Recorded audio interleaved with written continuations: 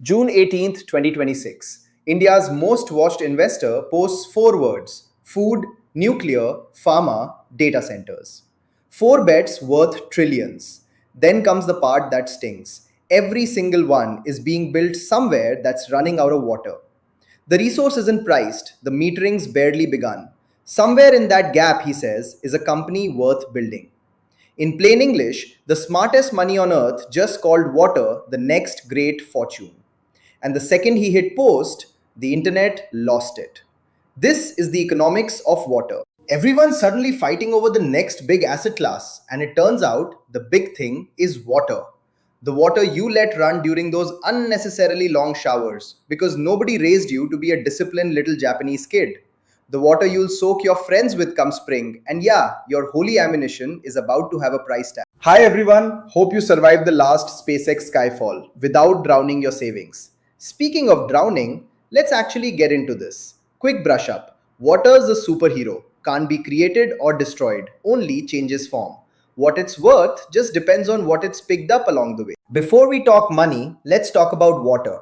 What even is it? Because we treat it like it's just there. Every drop you've ever drunk is older than the dinosaurs. Your body? 60% water, not 70. Yeah, school lied to you again. Every great civilization in history was built on a riverbank. The Indus, the Nile, the Ganga, and even now, more than half of us still live within 3 kilometers of fresh water. Because water was never just a resource, it was the line between a city and a graveyard. It's the one thing every living thing needs, not a luxury, a necessity. That's exactly why we all agreed to keep it free. A basic right for now. And here's what school never taught you. They told you Earth is mostly water and moved on, but they skipped the part that actually matters. Almost none of it is yours to drink. So do the math with me. Take every drop on the planet, every ocean, every glacier, every cloud, and shrink it into a single 1 liter bottle. How much can you actually drink? 970 milliliters is seawater, salt, useless, pour it out. Freeze one ice cube. That's every glacier on Earth, 2%, locked away, gone. What's left that's fresh and liquid is barely 1%, and nearly all of it is buried deep underground. The water you and I actually live on, every river, every lake on the planet, comes down to 3 drops from an eyedropper. 3, a number so small, Nikhil Kamath would call it a rounding error on his balance sheet. And that's the whole supply for 8 billion people, every farm, every factory, and now every AI. And if that sounds like some faraway problem, it already happened. June 2019, Chennai, a city of 11 million people, watched all four of its reservoirs run dry on the same day. The taps just stopped. The whole city ran on water trucks. Officials had a name for it, Day Zero. And it's not a one off. In 2024, Bengaluru, India's own Silicon Valley, nearly went dry too. Half the city's borewells dead, residents told to take fewer showers, the tech capital of the country queuing for tankers.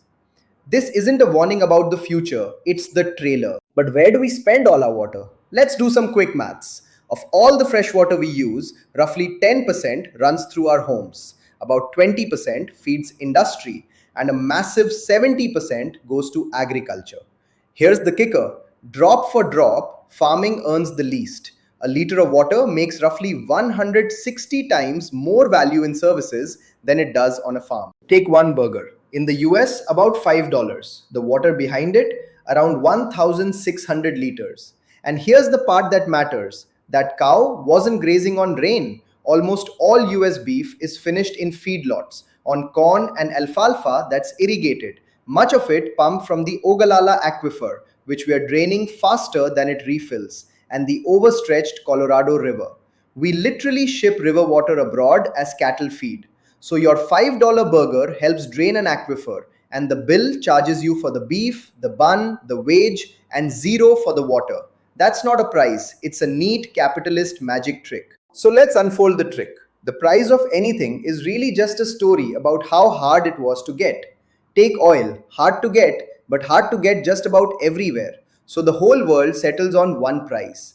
Water doesn't play that game. How hard water is to get depends entirely on where you're standing. So water breaks the rule. It's the one big resource that won't sit still for a single global price. And there's two reasons why. First, water doesn't travel. The Colorado starts in the US and runs down to Mexico, but it's drained so hard on the way that Mexico gets barely a tenth, and the river often doesn't even reach the sea. Every country with a river hoards it the same way. Second, it's not even worth the same to the people drinking it. Like my Pokemon cards, priceless to my friends, colored paper to my girlfriend. Water's exactly that.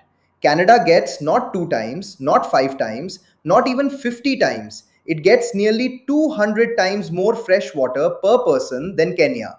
So, what's water worth? There's no real answer. It depends entirely on where you're standing. And it's not just the burger. Pretty much everything you own has a secret water bill. That t-shirt, about 2,700 liters. Your morning coffee, around 140. The chip in your phone, the concrete in your walls, the paper on your desk, all of it paid for in water you never see. And like Modo warned Doctor Strange, the bill comes due. By now, everyone knows what you did last summer with water. And things are heating up. This whole gold rush has one trigger, the same one quietly making your job feel a little less safe lately: AI.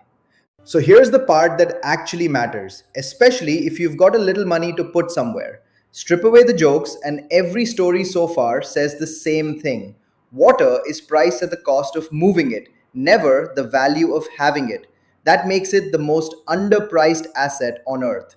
And here's where people get it wrong. They hear water is the new oil and rush to buy water. You can't, it doesn't travel. It has no global price. You can't ship a lake to a buyer. So the smart money never buys the water. It buys what water makes scarce: the land sitting on top of it, the food it grows, the businesses gasping for it. Michael Burry, yeah, the big short guy who called the 2008 crash, has been quietly doing exactly this for years. He didn't buy water, he bought farmland with water under it. That's what Kamath meant. Somewhere in that gap is a company worth building. The gap between what water costs and what it's truly worth, that's where the next fortunes get made. And AI is the crowbar about to rip that gap wide open. Because the thing writing your emails is also one of the thirstiest machines ever built, and its rise is about to make everything you just saw far worse. To feed AI, the world is racing to build data centers and fire up nuclear plants. And here's the cruel twist: making all that power drinks water too. So AI doesn't just collide with a planet already hitting day zero, it pours fuel on the fire. Whole towns are losing their water to it right now. The richest people alive are quietly buying water up like it's 2010 and water is Bitcoin. But all of that, the AI, the nuclear, the people cornering the world's water, that's the next video. Part 2, where the economics of water becomes the war to control it. Subscribe so you're there when it does. Be smart, be safe. Yeah.